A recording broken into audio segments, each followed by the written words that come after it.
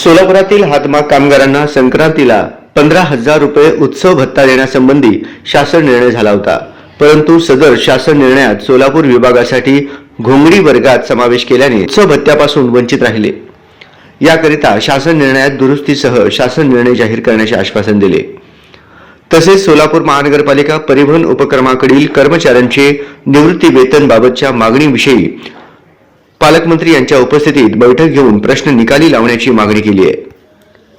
स्वर्गीय करण म्हेत्रे यांच्या अंत्ययात्रेत सहभाग झालेल्या मोची समाजातील 250 जणांवर 353 कलमान्वये गुन्हे दाखल केले।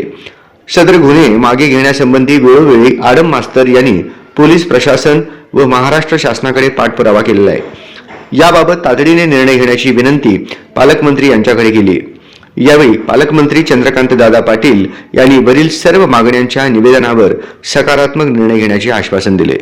19 जानेवारी 2024 रोजी होणाऱ्या सोलापुरातील 30,000 असंघटित कामगारांच्या गृहनिर्माण प्रकल्पातील पहिल्या टप्प्यातील 15,000 घरांचा नियोजित हस्तांतरण सोहळा संपन्न होणार असून त्या अनुषंगाने आज सकाळी 8:30 वाजता सोलापूर जिल्ह्याचे पालकमंत्री चंद्रकांत दादा पाटील यांनी ज्येष्ठ नेते तथा माजी आमदार कॉम्रेड नरसय्या आडम मास्तर यांच्या निवासस्थानी सदिच्छा भेट दिली।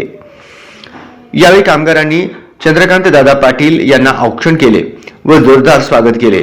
आडम मास्तर यांच्या परिवाराकडून जय्यत स्वागत व सत्कार करण्यात आला।